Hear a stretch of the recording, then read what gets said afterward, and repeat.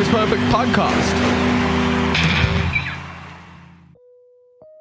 Welcome to the Almost Perfect podcast, a celebration of fuck-ups, failures, and falling flat on your face.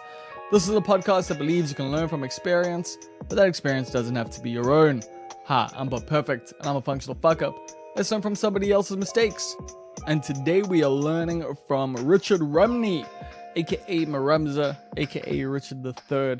And he's a DJ, a producer, a cultural programmer, and someone who was pretty instrumental with the Red Bull music side of things here in South Africa. In this podcast, we chat about his early days in the hip-hop scene. We hear about him going to school with King Tar and being around the early days of Kwaito, which is really cool. We chat about lots of nostalgic shit on this one. We talk about the early days of SoundCloud, talk about Piracy and data file host, and how music got shared via WhatsApp for a while. Probably still does. Anyway, that's coming at you in just a little bit. Of course, I need to let you know that this podcast is brought to you by you, which means you can support it by going to patreon.com/almostperfect, or you can go to almostperfect.co.za. I'll catch up with you at the end of the show, but right now, here comes the Almost Perfect podcast with Richard Rumney. So how are you living, Richard? Hey, yeah, how am I living? I'm living good, hey? I can't say anything else. I'm living good, I've got work. I've got a roof over my head, kept busy. So yeah, nothing to complain about. That old cliche, I can't complain. It's true, I can't complain. I genuinely can't. There is a lot going on in the world that is very distressing, and the last 2 years have been difficult for me, and I think for many, many people around the world. But there's nothing in me that makes me want to complain. The honest truth is this podcast has started that way quite a lot lately.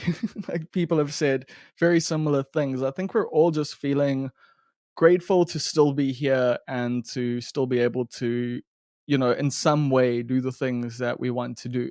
Or, I know, like, I lost a lot, and I know even before, or was it at the same time as the pandemic that your role shifted? Because I know, like, you were quite a big part of Red Bull Music Academy, and you put together a lot of gigs, and that was a big part of your life.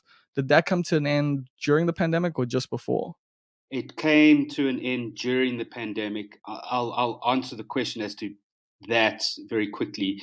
It's sort of, I think it was going to happen. Red Bull needed to move on to a different way of doing things. We had a long run of the Red Bull Music Academy, which actually ended a couple of years earlier, and Red Bull Studios and Red Bull Music kind of work. And Red Bull, just as with all companies and organizations, things change and different directions are taken. So I think it was on the cards, but the pandemic sped it up in a sense. It felt like it sped it up because it came down to, okay, prioritize now, back to basics. What can we actually do? Can't do events, so where are we at now? And also personally in my life, I'd been working there quite a long time, so it was time for me to move on as well. Working in the modern world is strange because I think we still have this kind of idea of, or we're presented an idea that maybe works for some people, of getting a job and sort of being in that job for many decades and then retiring. That's a kind of picket fence. That's the old school thought. It's old school, right? And I mean, it's for some people it's great, and I'm sure it's still applicable. But for a lot of people, you kind of here for 5 years, here for 10 years, and that's really long. And then you've kind of got to move on because your life changes, and the dynamics of companies and organizations and things change, so that it's just really very difficult to stay in one space for very long. Especially with stuff like around youth culture, like you have to kind of like, I don't know, I feel like, it's weird when people are in their 40s and are still dictating what's happening. And I know you're someone who, as they got older, moved more into the background of things and really helped push, young artists and really help expose dope talent. But there does come a time where, yeah, you've got to go, you know what, it's time for someone else to like be taking this role. Are those the kind of thoughts you had? Because I mean, I would imagine so. Yeah, absolutely, absolutely. I was getting to that point, and I'm like, exactly, it's youth culture, and I'm not youth anymore. And I think there's a certain amount of time you're when you're no longer youth, which is technically after 35, where you're still able to be a resource and an ally for youth culture. But it does come to a point where you like someone who's younger and who's actually maybe more invested and actually active in these things would be a better person to be doing this. I absolutely had that thought. So had I guess had things continued and the music program hadn't been closed, I would have really have needed to move on to other things anyway, for that exact reason. Okay, well, we'll talk about some of the things you've moved on to, but like I think we should go back in time to when you were a youth.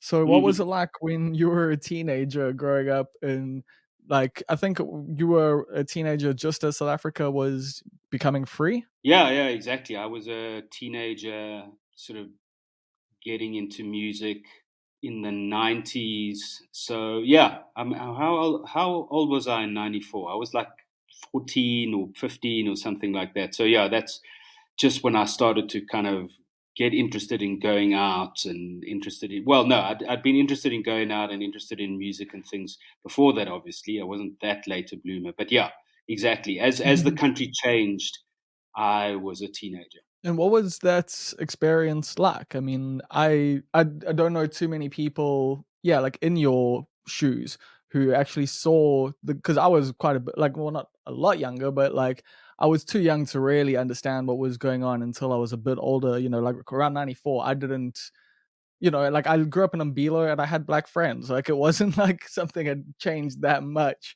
in my little world. But I can imagine someone being your age, was there a cultural shift or like had things steadily been moving towards a more liberated society like around you anyway? Well, yeah, I went to a school which was kind of a school where all the kids of the sort of activists and politicians to be went.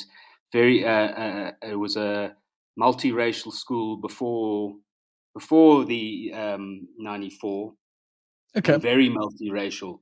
I.e., it wasn't like that. I know in the 90s, as things got multiracial, a lot of these kind of white schools, there was like 10% were non-white, which is, Yep. but the school where they tried to make it, they tried to have it a bit more representational. So there was a huge awareness of what was going on in the air and a huge amount of excitement and positivity, because things had been so grim in the 80s and well, for so long. But I think, for those parents and those kids, it was just like, oh, finally, after all this misery and this pain, things are going to change and things are going to become equal. It was really, really, it was high energy, and as a teenager, it felt good. It felt. I remember going with my mom to vote. I mean, obviously, I wouldn't vote, but she was going to vote in the '94 elections, and it was just such a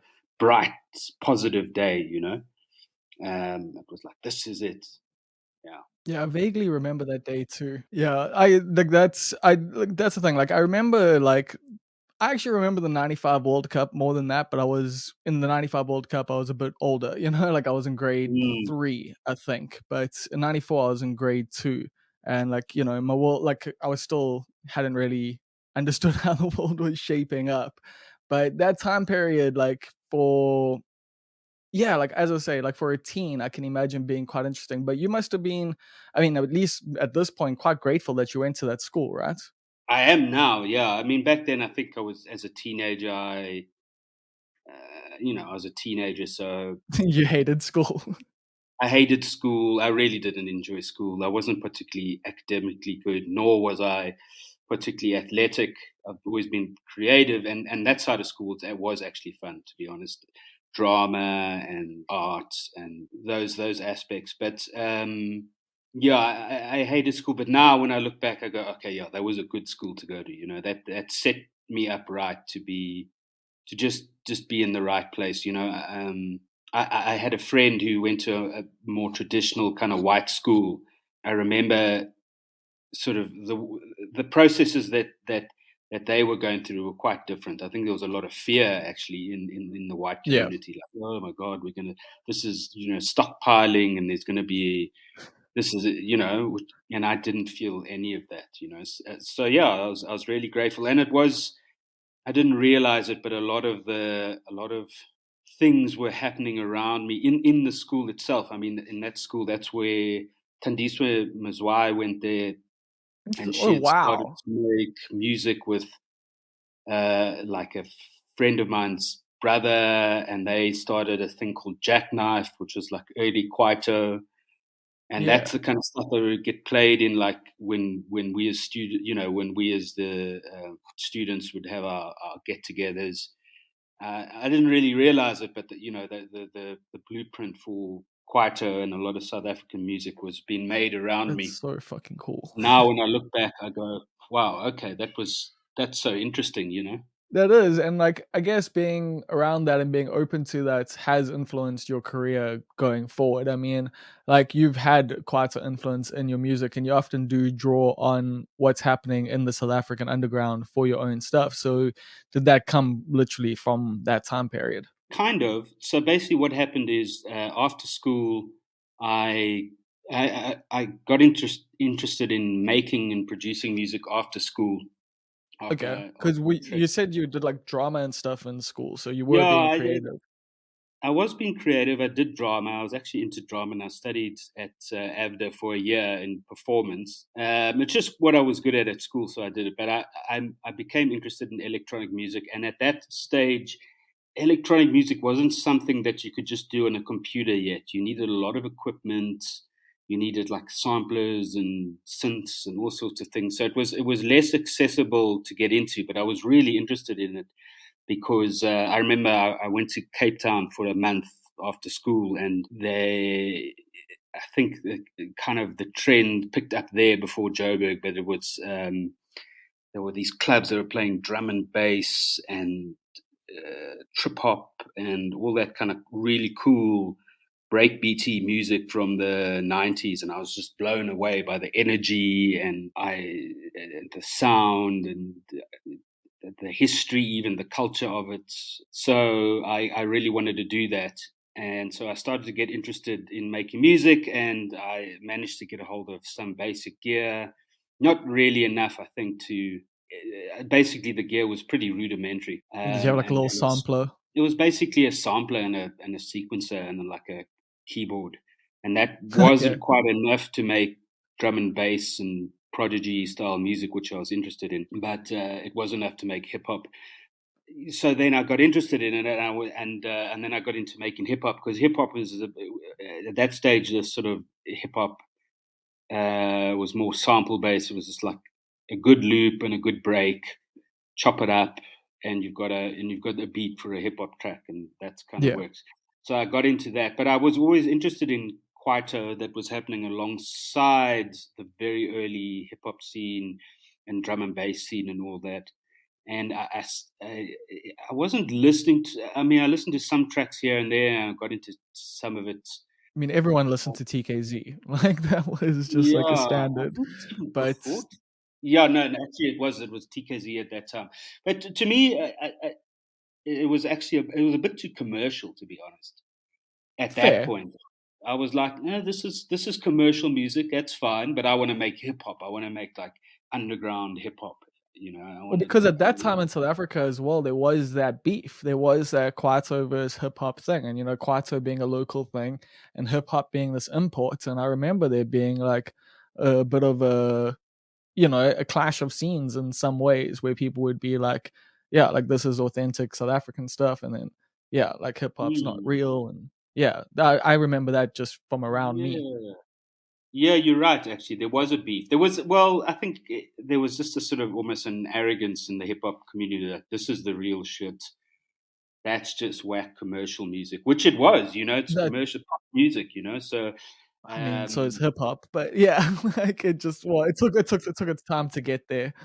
yeah, there was this huge there's a huge overlap as well. But I liked it, and I recognized it for what it was, for being commercial music. And at that point, I never really made anything that went anywhere. But I did try and make Kwaito, because I was like, well, look, if this is the music that's selling, let me not dismiss it so readily. This underground hip hop thing is cool, but it's not paying bills. I wasn't making any money from anything at that stage. So I was Did you have wait interested. though? Did you have any thoughts though about being a white dude and being like, "This is the thing that's popping. Let me try and do it," even though it's not your Well, culture? in Kwaito, well, early Kwaito had a huge amount of white people involved. Actually, I Oh, think. I remember that, yeah. But Yeah, like, I not just not in mean for you. front, well, no, because like I say, I was surrounded by that culture. Like I mentioned, the Jackknife crew Yeah, sure. that was Tandiswa's first project. I mean, the producer for that was a white guy. Later on, like all Mendoza's stuff would be produced by a white guy. It was just no, I didn't. To a degree, yes, I did, because I couldn't speak Zulu or Xhosa, but it didn't put me off wanting to make the music at all. Okay.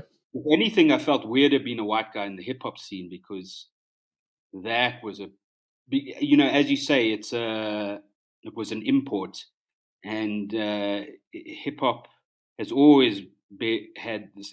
This white people have always, I mean, they've been this huge part of hip hop, and there's a whole series of podcasts you could do about the Yeah. good, well, the bad, and maybe the good about that overseas. I mean, Yeah, like your Mac Millers and stuff like that, obviously being touted as, one of the greatest in hip hop, like, and then yeah, you've also got your other Vanilla Asses. So yes, yeah, there is that yeah, and just how spectrum. sort of hip hop came from impoverished communities, and in many ways was a huge part of a sort of white U.S. music industry, kind of exploited it for their own gain. But it's actually an interesting radio lab of all podcasts that really deals with that. With what's his name? Anyway, and let me not get into it. It's a great episode. But I'll look basically, the for it point though. is, there weren't really many white kids. There weren't many white dudes, white people in hip hop in general, and certainly in South Africa, there weren't many white people. So, not that it was an issue, but I just genuinely was like, okay, I'm like a white guy, and there's like two other white guys around, and I was aware of that. Okay, I guess like I mean that's slightly different to the Durban hip hop scene. Not that like I was super into it. Like I went to a couple events. Like they would have like these big gigs that would happen down at the one park near town. I can't remember what they're called right now, and it's Bling Free. Fuck yes, they were amazing, and like we had a pretty dope like crossover with the scenes. But I mean I grew up in a area called Umbilo, which is pretty multicultural, but also like has a lot of white guys who are very into Mm. black culture. Like, Yeah, so, around me, hip hop, but also I guess I was a little later than you. So hip hop was already a bit more normalized, like people were drawing Wu Tang signs all over, the walls here. And like people were literally carving Cypress Hill into trees and things like that. So it was a pretty big part of our culture growing up. So yeah, but I guess that also just changed with time. Like scenes did slowly start becoming more and more integrated, right? yeah. I was gonna say, I think maybe also that you're thinking of a slightly later, not that, but a few years later, early 2000s. Yeah, I mean, it's also changed in Joburg. It kind of, when I first started with hip hop in like 98, 99, there wasn't really anything happening. And then suddenly a whole lot of people started releasing music, and there were DJs playing it in all the hip hop in all the clubs. I mean, they had been playing it, but like suddenly the drum and bass clubs, there were people, there were DJs playing hip hop. It just felt like it kind of really blew up. And then they just became a whole lot of, well, you had like To Me and the Volume, Yeah. which was like live hip hop, and that was probably one of the biggest of the time, and Max Normal, and yeah, Yeah, that was it great. switched up. What else? Who else was there at that time? Where in Durban, what was it? It was Illuminating Shadows. Was or am I Oh thinking yeah, of old a Ewok and yeah? old that not JP, the other red part. He's gonna be listening to this. He's gonna kill me. Oh yeah, but yeah, like Illuminating Shadows was a vibe, and there was quite a lot of different stuff going on. But as I say, like I wasn't super into what was happening on the ground here just yet because I was still quite young. But I knew like the older guys, so there was a store, there was a graffiti store in Ambilo called The Yard, and like so that's where like some of the older guys were, and those were like the hip hop heads like in the area, and like they were a little bit elitist and like kind of put me off stuff at the time. But Or, over the years we've chatted about that, and they've admitted that they were assholes and probably shouldn't have been so gatekeepery. So was that ever an issue around you? I don't feel for me because I guess I'd got in on the ground floor, so I'd sort of been making beats before things blew up, so people weren't closing the door to me.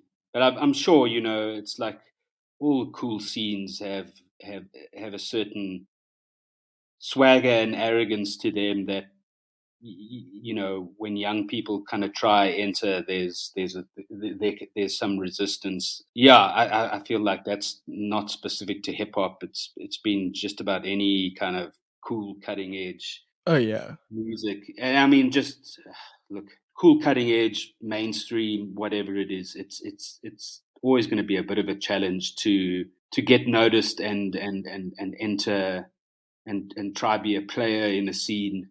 It's partly because the scene does want to protect itself from people Inauthentic coming in and players. fucking around, yeah. Yeah. But also because there's people trying to protect their shit and hold on to what they have.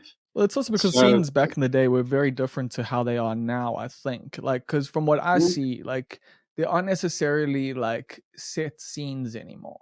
You know, there's a lot of crossovers. There's a lot of like, everyone's got like their own unique identity, and then they bring that to the vibe. Whereas it used to kind of be like, you had like five different identities going to like each event, you know, like within each mm, subculture, it was like, you know, you had your punks, your metalheads, etc., like that, and they all went to the same thing. Or you right. had like your hip hop heads and your quarter cats, and you know they went to like similar events and stuff like that. And nowadays, it's like you will have someone who listens to like literally, you know, like Minor Threat and fucking Doja Cat, and they'll go, you know, to a jazz event. So Yeah. it's quite different where it used to be like your identity was based on your scene and your music, and that's why you were so like judgmental of other people who were new to it, I guess, because you're like, are you really about this life? Because this is like me, this is who I am, this is like, yeah, it was, I feel like it was so much more attached to someone's life. Yeah, I mean, I remember that from school days, like into rave and whoa, how dare you? It's such shitty music. But I think that it still exists in certain places. I mean, Sure.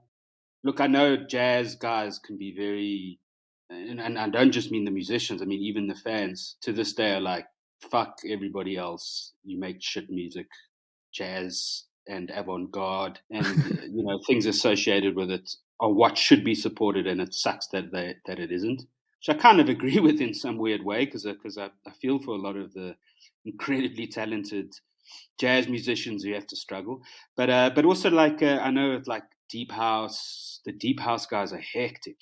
They are so into deep house.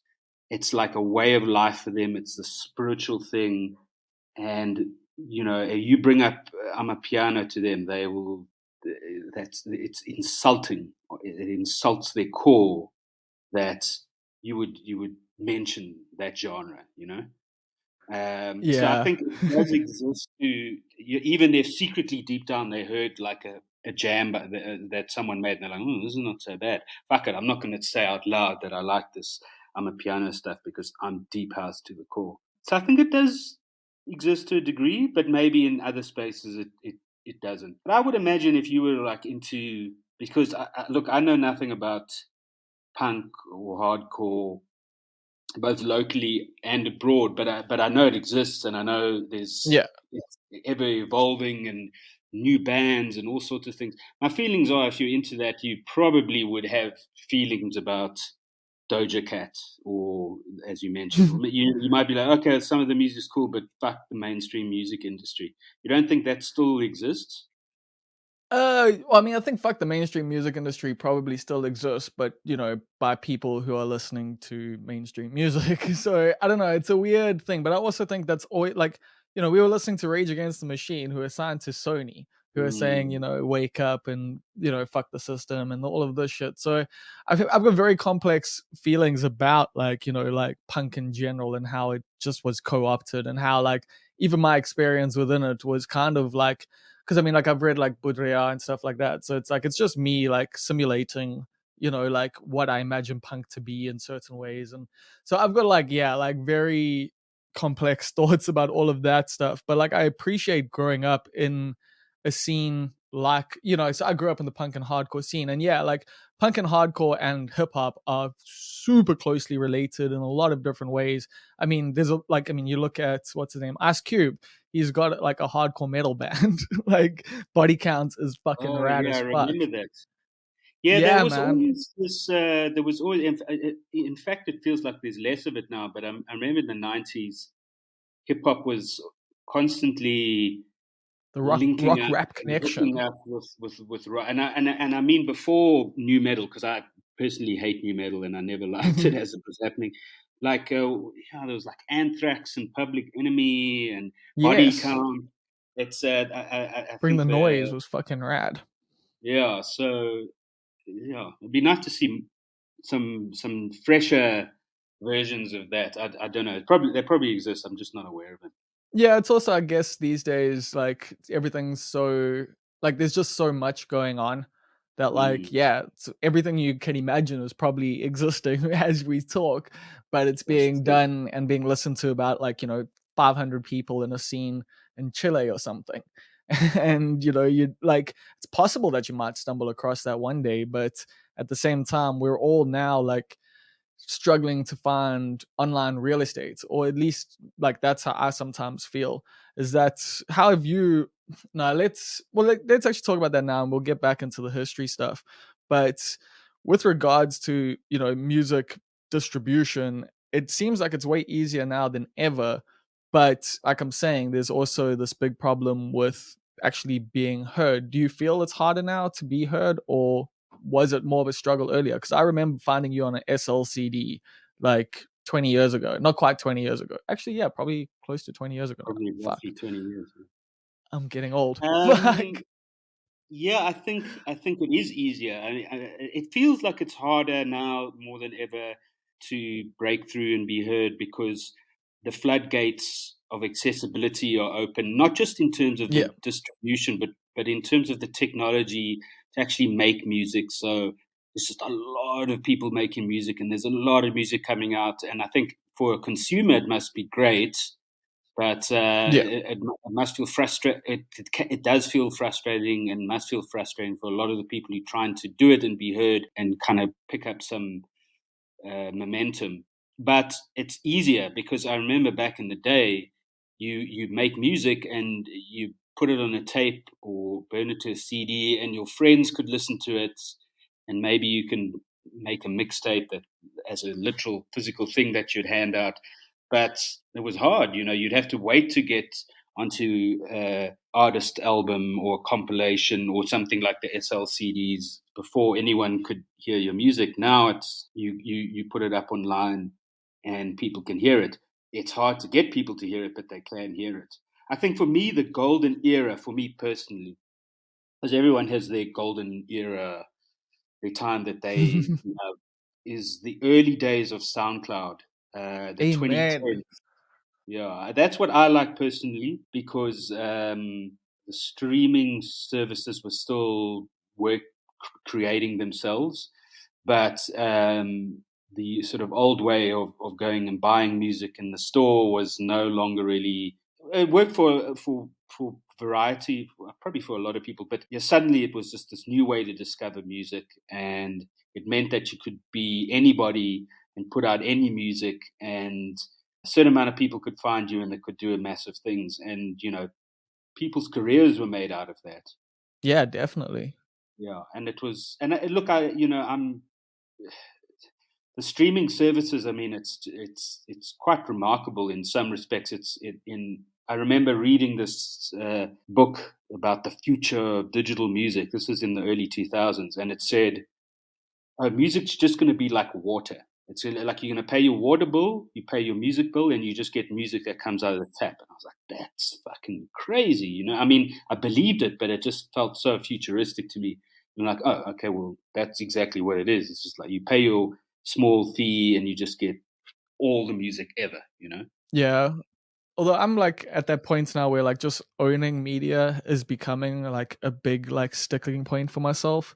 Like I've been buying like DVDs from secondhand stores and stuff like that because they've got like Right. DVD commentary and extra like stuff, Yeah. and also so that like if the streaming service, one of the 10 streaming services that I'm paying, $10 a month to, I'm not personally, I've got other people's passwords, but hypothetically speaking, if I was, and now they take it off the streaming platforms, I can never watch, that movie I wanted to watch. And Yeah. that's like, there's so many aspects. Like, I think it's amazing that we have this access, but it does bug me that, like, yeah, we don't necessarily own stuff. That buying an album doesn't have the same effect or feeling. Although for me personally, like buying an album on Bandcamp is like still like I try buying about an album on Bandcamp a month, and then I Mm, still use the Pirate Bay for everything else.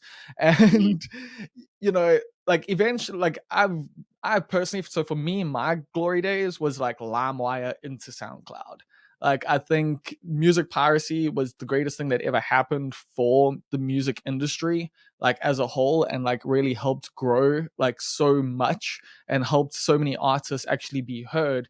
Because the thing is, most people in the world live, pretty broke fucking lives. We've learned that. We know that the 1% are, have everything and everyone else doesn't have much. And you've got to now determine when you're a youngster, when you're a kid, when you're in culture, you want to partake in all these things, but you can't afford to because you just don't have the money. And I don't believe people should be denied access based on finances. And so it's amazing to me that so many people who didn't have the money to be able to like listen to a lot of this music before, they'd have to literally shoplift it if they wanted to get into these scenes, had access to music from all around the world. And that's, I personally feel, has shaped so much of the current era of music. But I don't know, maybe I'm wrong. How do you feel about piracy? Yeah, I think that those the lime. I mean, I wasn't pirating because I was working in the music industry, so there's just a lot of stuff was there, and Available to also you? it was available to me. And South Africa is very, very anti-piracy. It gets very hectic. I've been in these situations. I mean, I once for a job I had to do when I was writing about it, attended an anti-piracy march and everything. So while I was working in the industry, I was like, I just don't go there because I completely get the argument of like for so many artists, piracy actually opened up this channel of distribution. Yeah, And you'd actually get heard by people who just wouldn't hear you otherwise. So that was exactly. And great. later in life, they'll buy your merch or they'll buy it. Like once those Come people watch have you, earning yeah. potential. What sucks about piracy, I think, is that one can't collect any data. Fair. And what am I trying to say? Like in South Africa, I mean, I'm sure that most music is pirated. I'm sure that a huge amount of it for young people, because young people don't have money and they don't have credit cards. How are they going to how are they going to afford an Apple Music or a Spotify playlist? I think they go to these sites like Fakaza, they download, which just seems to get away with just giving away shitty MP3s of every single big track, and they share that via WhatsApp, and that's a huge part of what makes a huge part of how people are listening to music and how hits are made. I reckon, Yeah, it sucks that you can't get the data from that because you can go, oh well, so and so artist had X amount of Spotify plays, Apple Music plays compared to this, that, the other. But it's like, yeah, but how many times did people download that track off the internet? How many times did they share it on WhatsApp? You know, that's where the interesting data is. You know, that's where you go, oh wow, okay, so this is really how track hits are made. You know, I'm sure, I can't say because I haven't seen the data, but I'm sure that most, certainly most young South Africans listening to hip hop and deep house and amapiano and that probably pirate the music. You know, in a country with over fifty From my percent experience, unemployment. that's Yeah, probably true. yeah, Yeah, it no, and has it's to also be. like without piracy, GOM wouldn't have like taken off the way it did, you know, without the WhatsApping and the, you know, sharing stuff via USB and random stuff just being uploaded and people getting into it. Oh. Like that was a culture that was very much like from what I saw, you know, and like I didn't I didn't live it, you know, like I was very much on the outside until like 5 years into it, you know. But yeah, from what I understand, that was very much a culture that was brought up through just sharing nameless MP3 files. Yeah, well, it wasn't even piracy. I mean, people were just putting the music out. It's not piracy if Yeah, you yeah, you fair take enough. the track and you It's free go, distribution. yeah, well, the big sites. I don't think it's probably still used a data file host, right? This really Yeah, simple file sharing site.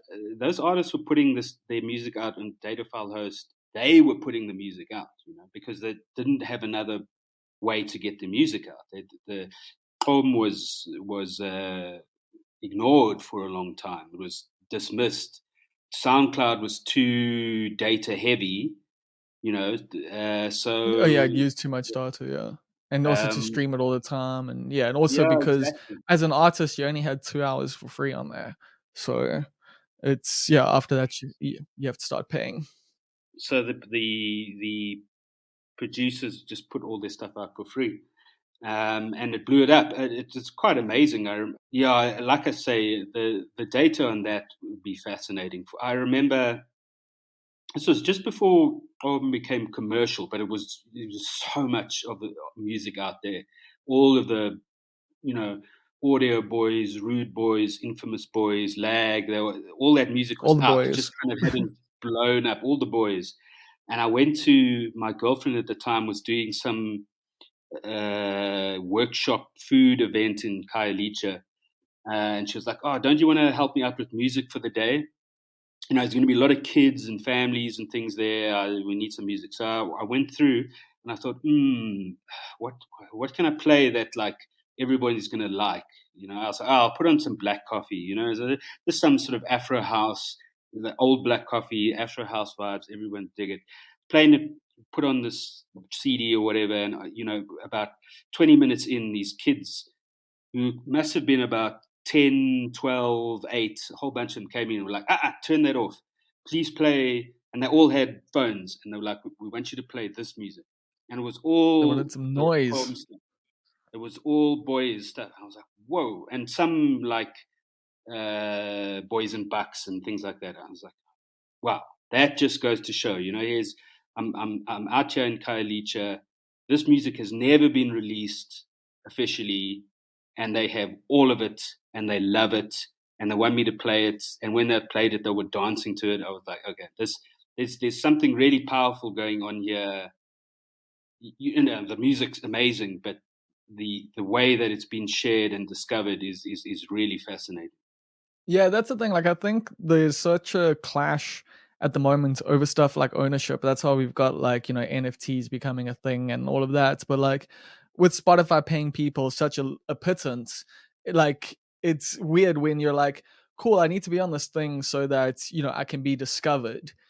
Whereas it's almost like it was better when people were giving away their music for free, like in some ways, because it wasn't like behind this paywall that people have to pay to access your music, and you also, I don't know, weren't necessarily competing with algorithms. It was literally just being recommended to you by the people around you. And so someone was like, have you heard this thing? No, here, download it. And like, it was just, I don't know, such a interesting time. And I know you're someone who really cares about the data. Is that because you worked in the music industry? And because you were referencing like your earlier days, and where did you work and what did you do? Yeah, I guess that is it. As I came up in the music industry, so I was it made me interested in that. So I mean, I did a lot. I've been working in all aspects of the music industry. I mean, I started working in a CD warehouse, the first CD warehouse in Joburg. I then went on to working in Amazing. a music studio, doing like jingles for TV. And then went on to work for a site that's no longer active, but it was called MIO, Music Industry Online, and it I think was I focused on vaguely the remember music that. industry. Was there a Yeah, it forum was on a there?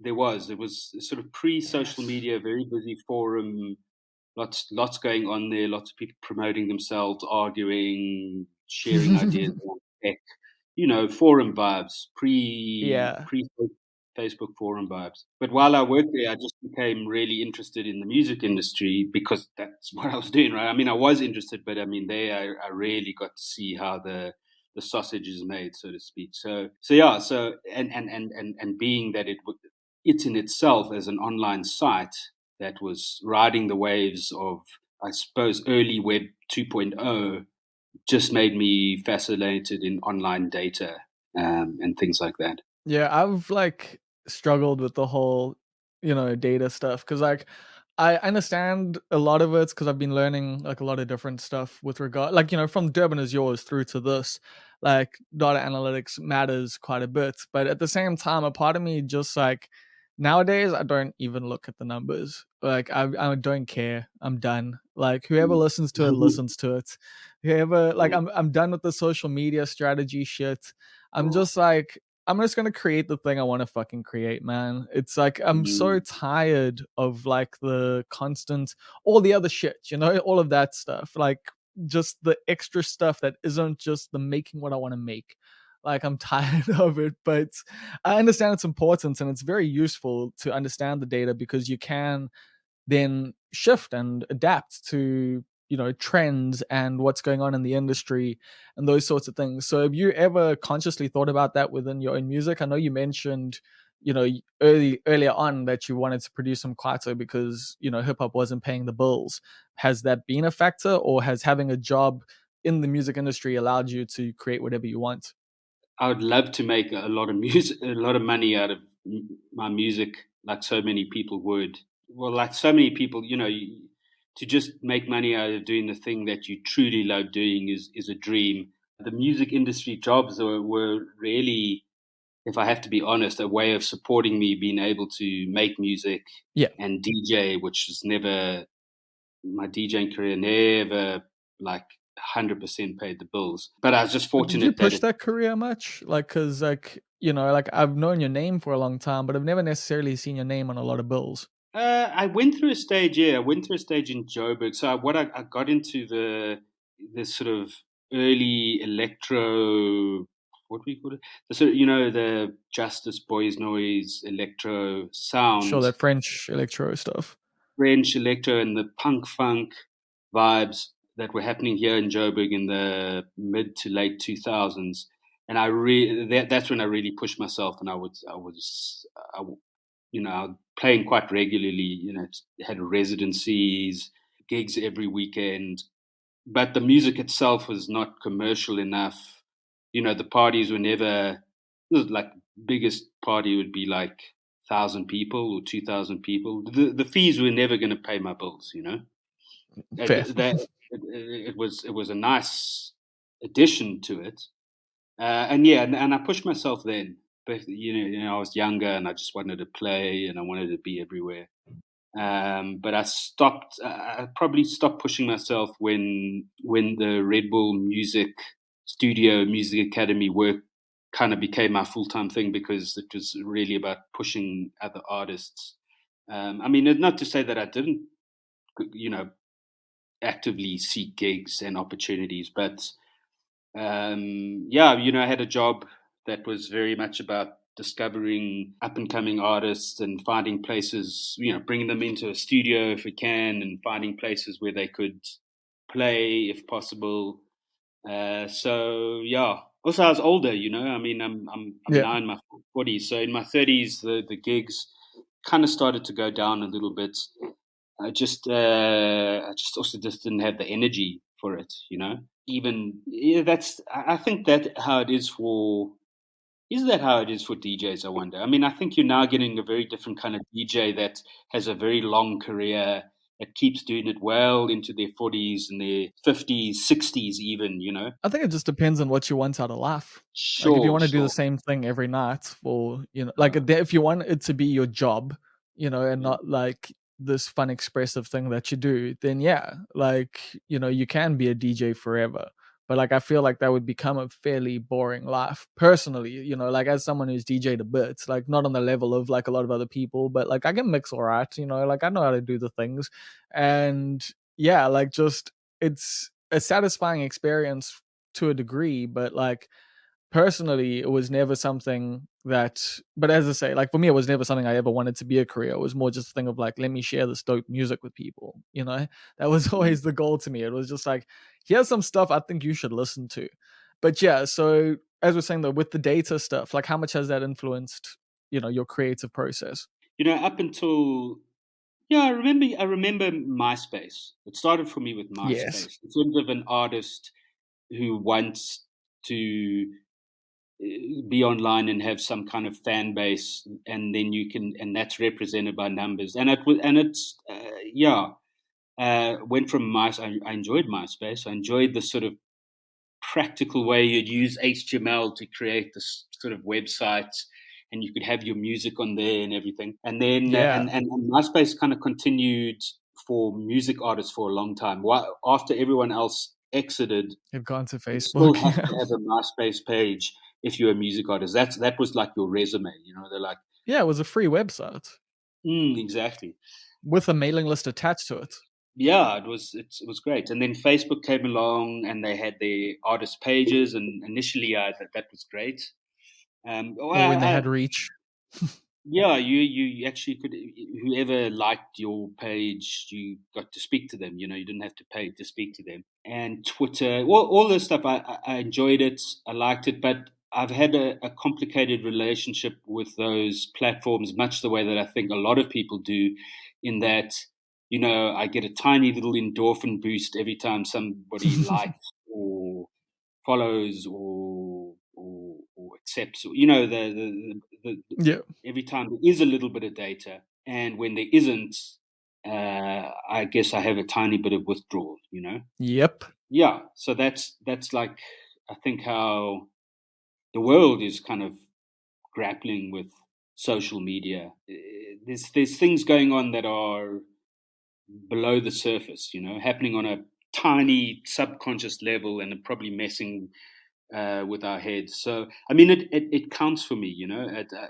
If I make something and I think it's good and I put it out, and the actual numbers that are there on the SoundCloud page, or on the Spotify artist thing, or the Facebook, Twitter, Insta, don't represent what I think it should have been, I feel bummed. And then I remind That's myself, why I well, look, stopped looking at the numbers. yeah, because they aren't necessarily they represent, what does that really represent? It's not a bunch of people that are sitting down to objectively judge what you're doing. It's just kind of, there's so much chance and randomness, and Exactly. also the way that these algorithms are working to suggest things to people in certain ways, that you just can't take it personally at all. But then I do a little bit, because I'm human, I guess. I am so fucking with you, man. Because like I deal with some of those issues, and like I know like how easy it would be for me to get numbers on this podcast.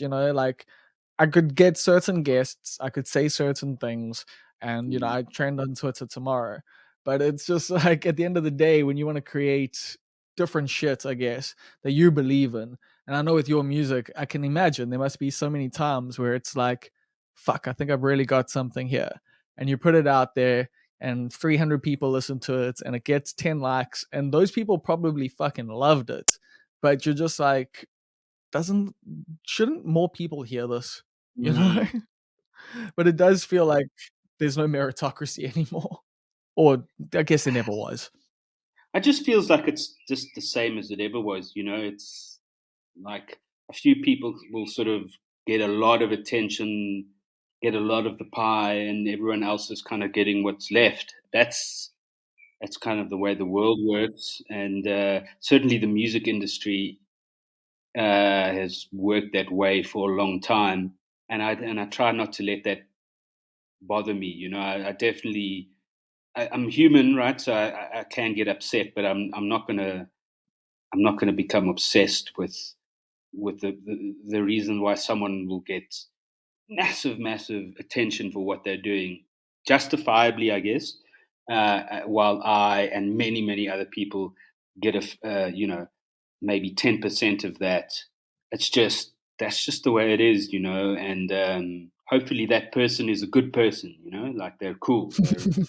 It sucks if the people who are getting attention and finances, because finance is a big thing that determines whether you can do the thing you want to do or not, Yeah. that they're just a good person and they're not actually an asshole. Yeah, they're not an asshole. That's all one can really hope for. Whatever you need to tell yourself to make yourself feel better about the capitalist system we're in, bro. Yeah, exactly. Whatever gets you through the day, because we're all just surviving it. Yeah, I mean, yeah, that's exactly it. We are all just surviving it.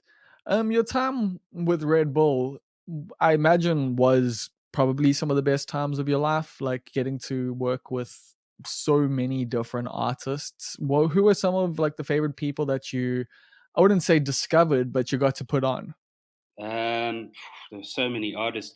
There was, I guess, towards the end, we kind of went a bit more mainstream because we needed to be. Also, it just so Sure. happened that that was when I felt like hip hop kind of really became this juggernaut locally. So we were working with everyone from AKA to Nasty C, and it was great to do those projects because they had such a reach and such impact.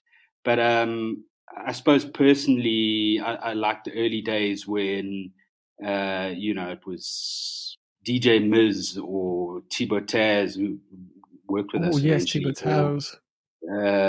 Christian Tiger School, or just these sort of young, not necessarily young music producers making music that was true to them. It was not necessarily mainstream, but it got people's attention, and they're really good at what they were doing. And yeah, those are the days I really liked. I'm trying to think. What I liked is like all those artists then booking them on a bill to play together, because you get this wide variety and range of music. You go from like low slung beats to housey stuff, techno, drum and bass music.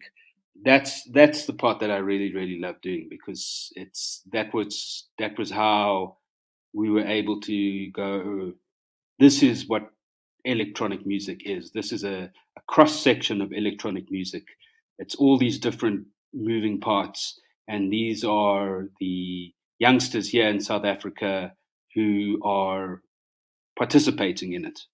And do you feel like you got into that and did that because of like, I imagine your experiences growing up, in the electronic music scene? Because I know a lot of cool stuff was happening around you, but like you mentioned, like actually getting anybody to know about it was quite difficult when you guys were younger, right? Uh, w- what do you mean when I was Before coming Red up? Bull and stuff, when you were coming up, because like as I say, like you, Sabat, Mm, Spook Matumbo, Wadi, like that stuff, like I only found out about literally because of SL magazine, and then like he had the real estate agents play at Burn one night, and like so thankfully there were, I had Burn here in Durban and there were acts touring and stuff like that, but like nowadays to find any artist in any city is pretty easy, but back then it was like, yeah, you would get like these rare little DVD. You would swap literally DVDs with people that would have like all these different tracks from around the country. So yeah, yeah, yeah, exactly. No, that's exactly it. It was. I mean, those days were also fun. When it was just this underground scene, and cybots and spooks and African dopes would throw parties in each city, and it would be this like underground party with 1,000 people. But yeah, it was really great to have a platform to bring all that together, and but in particular put those artists on a big stage at like Opi Kopi. That was or Rocking Yeah. Days, where you would have 5,000 people, or and this huge, massive sound system with lights and visuals. Yeah, that was. I think those are my favorite days from then. Yeah, man, I really enjoyed the Red Bull stage at OP. Right? Yeah. Mm. I think that answers your question. Yeah, it does. You asked me to name some names, but I find it always so hard, because I've literally You worked don't with wanna leave several anyone hundred out. artists. So I'm like a rabbit in the headlights. I'm like, oh, if I say this person, then I've got to say this, and then I'm just like, there were a lot, there were a Yeah. lot of artists. Yeah.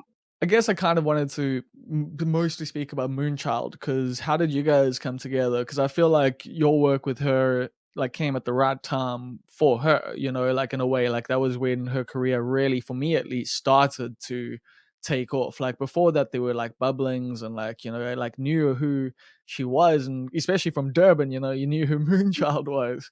But I think yeah, when she started putting out stuff with you was when it started getting a lot of radio play and that sort of stuff. So how did that relationship happen? I met her. We did this thing called Red Bull Music Academy Base Camp in Oh, Joburg, yeah. and she was a part of that. And I met her there. And then later on, I can't remember. I was in like Joburg over December, and she was around, and she was like, "Oh, here you make music." I don't even think she'd heard what I'd made.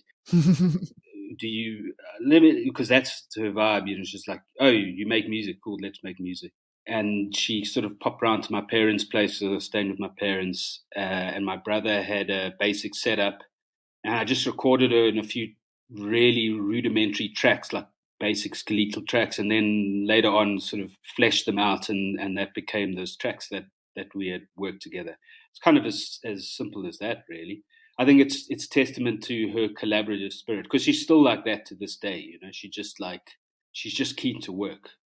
She'll work with everybody, and I think because now she's been doing very well, her management probably help her with those decisions. Like if I can't say that, but I haven't spoken to her in a while. But my feelings are with Sanelli, like she would just work with literally every single person that wanted to work with her. I mean, you look at her outputs over the last year, it's been pretty.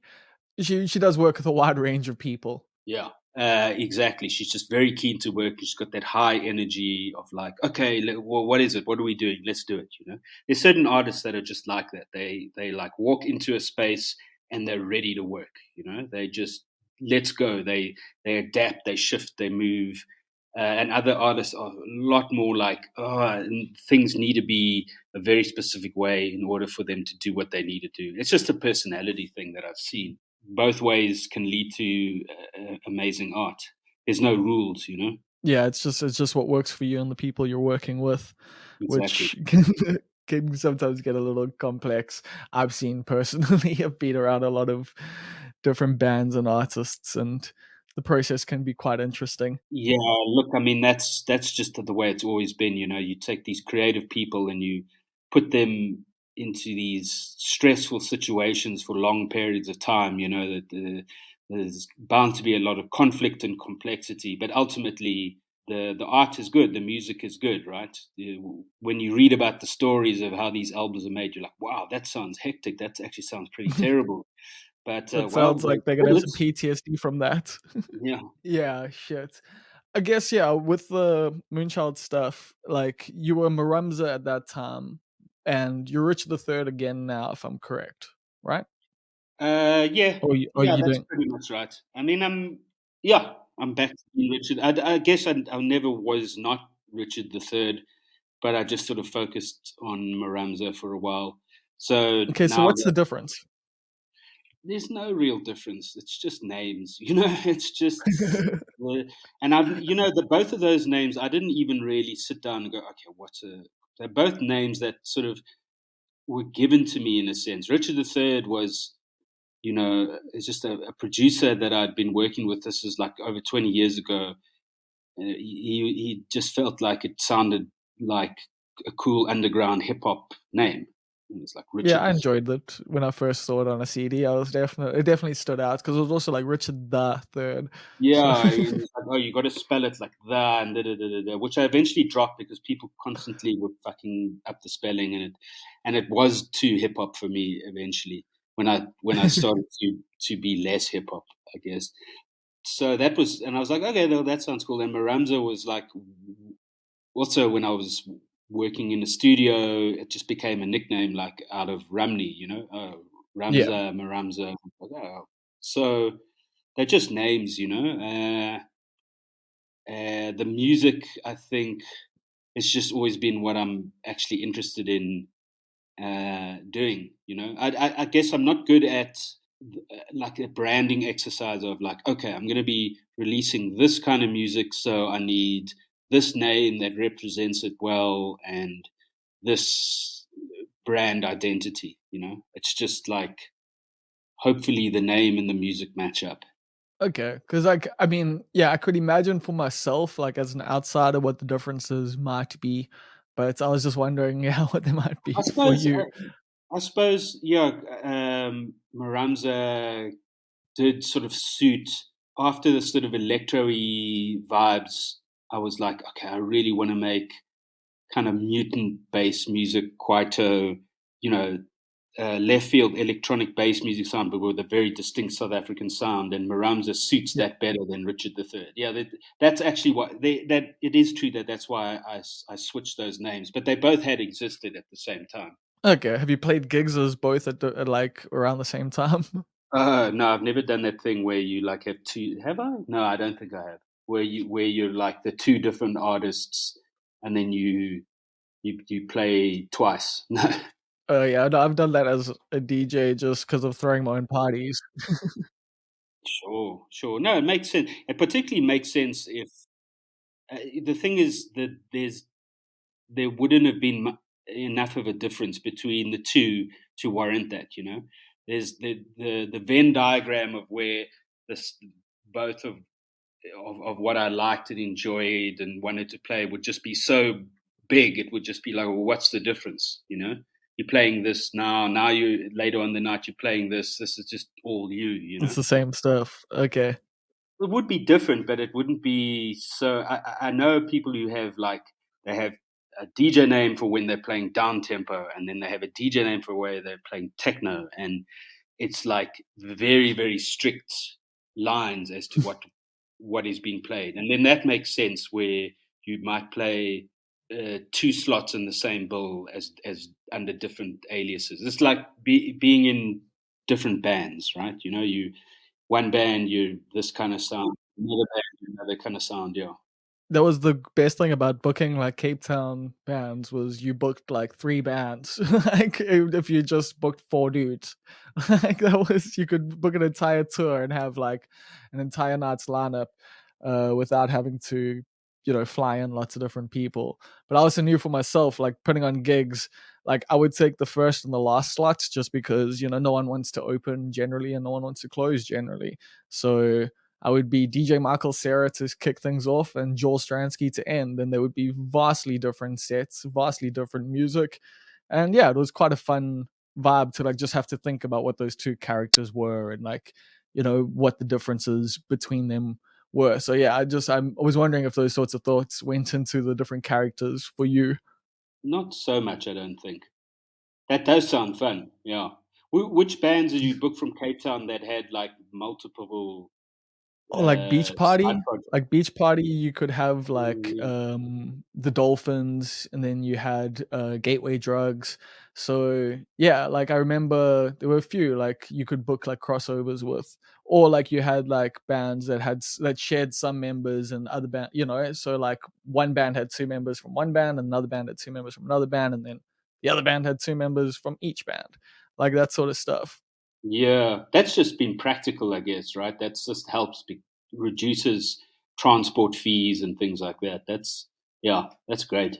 Yeah, no, it is. I mean, I know like Black Math here in Durban eventually became like that. Like Cam and those cats like have 7, 8, 9, 10. Like I don't even know how many bands they've got at this point. Like each one's got like 3 bands. So it's a great way if you're just a creative person to do things, to have all these different outlets. Because I assume you're someone who dabbles with something for a little while and then probably gets over it, right? Yeah, yeah. I am like that. I get interested in something, I mess with it, and then I can become bored with it after a while. But yeah, no, that is true. Cool. I'm going to ask you two more questions. This one is a listener question because I put it out on patreon.com who the guests are going to be and give people an opportunity to ask questions. So this one is by Karan Sleman, who also goes by the name of Parable. I think you might know Oh him. yeah, yeah, yeah, yeah. I Yeah. dig his music. Yeah. Yeah, same. He says, I'm excited for this one. You've got your ear to the ground. So he'd be interested to hear about any discovered or small artists you've been listening to recently. Like anywhere in the world. Yeah. Sure. There's a whole lot of beat makers here, beat maker musicians. I hear what you're saying. Is it a scene or is it not a scene? It feels kind of a bit like a scene. Making it's like sort of instrumental hip hop, soul, funk, down tempo, trip hop, that sort of vibe. They mainly seem to be based in Joburg, and it does feel Okay. like a bit of a scene. And probably my favorite artist is a guy called Emamkay.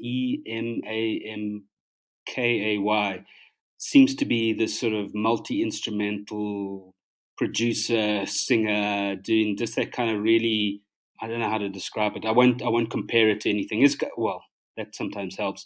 It's kind of that sort of purple funk meets hip hop, instrumental beats meets electronica. Very, very cool stuff. That's Okay, one cool. I'll artist. definitely look Yeah, out for it. yeah, MMK. Yeah.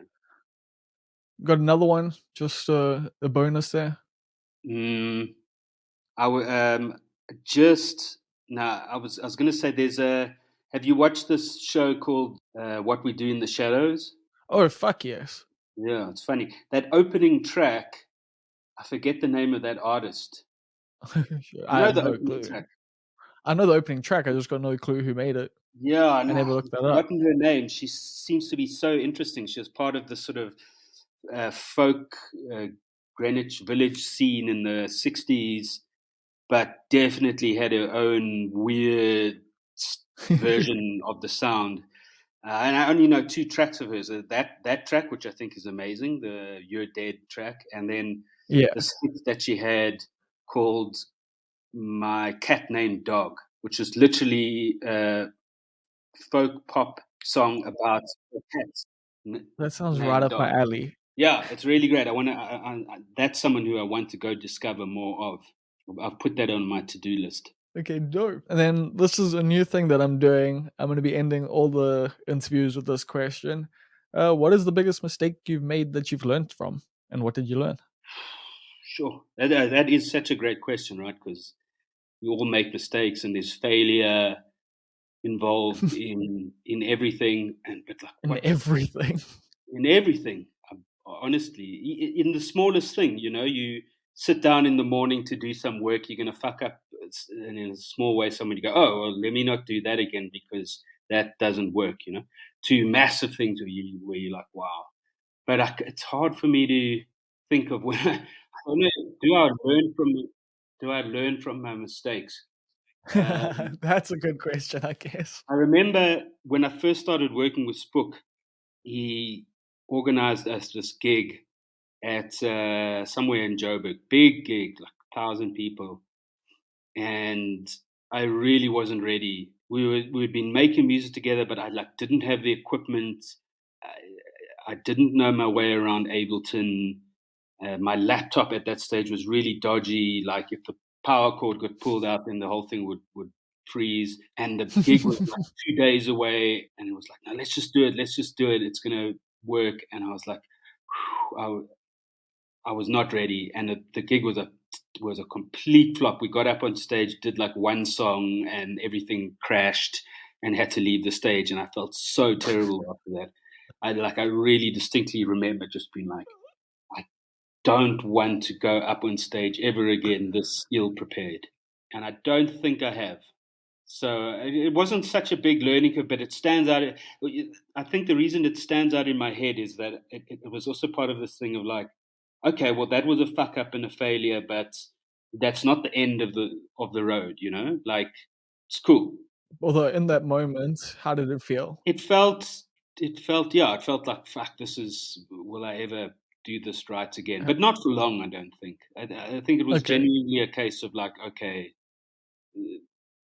I I can come back from this. Okay, because I imagine in that moment, it's like, as you're saying, like there's 1,000 people, like you've been practicing together for a while, like you don't know if you can do it, and then it turns out, oh fuck, I can't. Like we just fucked this up. Like Yeah. I can, but then, as you say, the great thing about that is, yeah, I mean, personally, if someone asked me that question, what's your biggest mistake? It's like there are far fucking too many to choose from. Like Mm. there've been a lot of embarrassing moments, but for me personally, yeah, that's the thing. It is, you need to actually have those moments so that you do get humbled in life and that you do also learn a little bit of resilience. And it seems like you've got that Yeah. in bucket loads. Exactly. I don't think it's so much like the lesson was be better prepared next time. And that's the obvious thing. I think it was more like this is, it's just what it is. You know, there's just going to be times where things fuck up. It's going to happen. It's going to happen again and it's going to feel shitty. But one can't be a perfectionist about it. When it happens, you deal with it. And just, I think in life, the aim is to try not be an asshole about it. When if you fuck up and you mess up someone else's opportunity, that's when you want to be like, okay, let me not do that again. You know. Fair enough. Cool. Well, I think that brings us to the end of this. Thank you so much for your time. I'm glad we managed to make it work between all the load shedding. Sure. And actually, let me quickly ask, what's next? Because I know you've been doing sound design and stuff like that for podcasts, and obviously, well, not obviously, but I've seen you've been releasing music and that sort of thing. So, what is the plan going forward now that you're no longer with Red Bull and we're kind of, sort of, maybe coming out of a pandemic? Probably not. What I really want to do is actually, I've been a podcast listener for quite a while, like really into podcasts. Not even music podcasts, to be honest, like culture and science, I guess. No, mainly cultural podcasts. I really love them, and I really, that's what I want to do. I want to be involved technically, involved creatively. I would love for that to be a way of making a living, like making a podcast, like I mentioned earlier, Radio Lab, you know, or like Yeah. Fly All or something like that. To be Well, involved This in American Life, yeah. This American Life, or even the political investigative journalist part, where you get to make this great product that's full of beautiful sound design and editing and Have concise you and heard punchy. the Midnight Miracle? Because that's also got amazing sound design. Like I know obviously Dave Yeah, Chappelle's cancelled or whatever, but like yeah, the podcast has some incredible sound design. I remember that. That's right. Yeah. So really, that I started a podcast which I've only done 2 episodes Yeah, of. I've seen that. The Send I listened Data. to the first one. It's very ambitious because I'm trying to get these artists to remix each other and then talk about it and then take the sounds and incorporate them. So that sort of stuff I want. I mean, I'll always put out music, but if I can immerse myself in the world of podcasts, that would be amazing. Well, that's dope. If any of my funding applications come through for I've got a bunch of podcasts I want to do, but like they will require me working with people who know what they're doing in terms of sound and research and everything like that. But if anyone approves any of my proposals, I'll definitely give you a call. Yeah, please hit me up. I'm the man for your job, as they say. Sweet, bro. Cool. Well, I hope you have a good day going forward, and I look forward to hearing more of your podcast. And I always dig your music, so yeah, I look forward to seeing what comes next. Awesome, man. Thank you. So that was Richard. And he is someone who I've actually admired from afar for quite a while. Like, I've liked his music for a very long time, but I actually got to work with him a little bit when I was doing events and stuff, and occasionally worked with Red Bull, occasionally got called in for various different things. And yeah, I always just liked his approach to things. He was very, takes a step back from things and watches, and yeah, doesn't take up too much space. So he's someone I actually wanted to chat to for a while, but I wanted to make sure this thing had a bit of an audience before I did so. And yeah, I'm super stoked with that chat. How you living, yo? You good? You having a good time? Did you watch State of the Nation address? I did not, because I already know what the State of the Nation is. It's fucked. You know that. I know that. And that kind of applies for almost any nation that you're in. Like, I'll often see tweets that are just like, this country is going to... No, not going to the dogs. That's got a pretty specific context. But, this government is corrupt and incompetent. The economy is in the toilet. There are potholes everywhere. And then you go and check where the person is from, and it's like fucking England. And you're like, I honestly thought you were South African.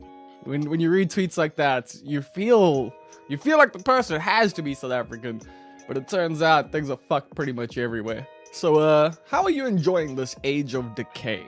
You know, this era of decline. I know there are people out there who are like, this is the best time to have ever existed, and in a lot of ways they're right. Like in terms of comfort and in terms of, you know, like I would not want to know what I smelt like 200 years ago. Like if I existed 200 years ago, yo, daily showers wouldn't have been a thing. Aircon wouldn't have been a thing. Deodorant wouldn't have been a thing. Fucking Apex Legends wouldn't have been a thing. You know, Netflix wouldn't have been a thing. So in that regard, yeah, life is fucking rad. But also, people in the past weren't exactly facing global warming. You know, climate change, as it's been rebranded as. But I still like to keep it old school and call it global warming, because that's what's happening. The planet is continually heating up, and that's not a good thing if you are a mammal. Because our bodies need to be kept at a certain temperature, within a certain range. And when things get too hot, we die. So that's something fun to look forward to in the coming years. Hey? There's also fucking robot dogs. Nobody had to deal with robot dogs back in the day. I see the US has finally deployed that technology. I'm fucking never going to that country. That's it. I've got one rule these days. It's I will not go to a country that has robot dogs, because those things scare the fuck out of me. I have seen Black Mirror, and just in general, that feels very dystopian. So, no thank you. Not for me. Speaking of dystopian, it's always funny to me when people who haven't read Orwell relate to the modern era as Orwellian, especially with regards to stuff like cancel culture, yet they keep repeating talking points given to them by Russian bots, and they don't see how that might be just a little Orwellian, you know, that government control, that like you are being controlled. Don't even fucking try and lie to yourself. Yes, there are people out there whose job is to manipulate you, and they're doing a very good job. Because you're out there busy, like, especially if you're American, you're out there busy saying all those anti-government shit, anti-media shit, busy going, Joe Rogan did nothing wrong. Who do you think that benefits? I thought so. Like, you're being fucking manipulated by algorithms all day, every day. Your Twitter account, your YouTube account, your Instagram account. And here you're busy worried about fucking government control through vaccines. It's strange times, people. It's strange fucking times. Anyway, I don't know if I've made any sense here. So I'm going to tell you about a TV show you should watch, and then I'm going to head on out. You should fucking watch Arcane. Arcane is amazing. Watched it on Netflix, and fuck me, like, it's probably the best animated show I've ever seen, like just purely based on animation, like especially in the modern era. It is fucking gorgeous. The writing is so good. It's so like a lot of crossovers between different characters and stuff like that. Like, so it's based on League of Legends, like their IP and their characters. So there is a lot of lore to work with already. And I'm not a fan of League of Legends. Never really enjoyed it. But I really, really, really enjoyed Arcane. Just thoroughly. Like, I watched the first 3 episodes in a row, and then I took a break. And if you've watched Arcane, you know why. And then the next night, I just watched the next 6 episodes in a fucking row. Like, I just couldn't stop. It was, oh man, you really get to care for the characters. Also, just fantastic voice acting. Like, they don't use celebrities; they use actual voice actors, which I fucking value in my, animated shows these days. Especially, I kind of hate the whole celebrity voices and animation thing because it takes me out of it. It's like, oh, that's Seth Rogen's voice, or that's Kristen Bell's voice, and then like you kind of imagine them with the character. But with actual voice actors, the characters get to live real lives. They get to be real characters, kind of, if that makes sense. So yeah, check out Arcane. I highly recommend it. I'm not going to tell you shit like other than that. Like, just trust me on this one.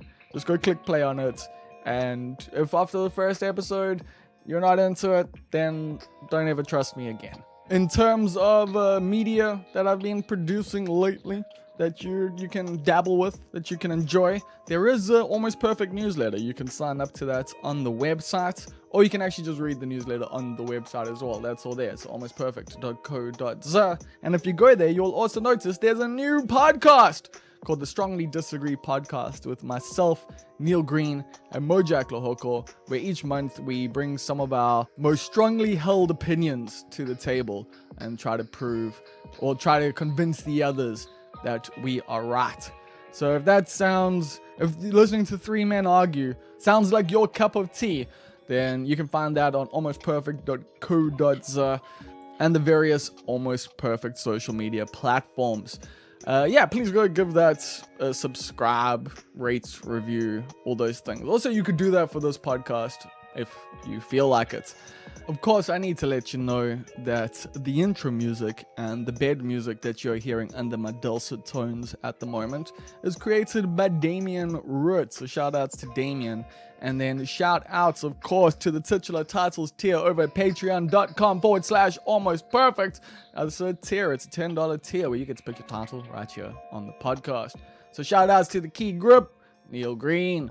Shout outs to our spiritual advisor, Vashendra Naidu. Shout outs to our director of purchasing, Riz Ventura. Shout outs to our king, that is Julian.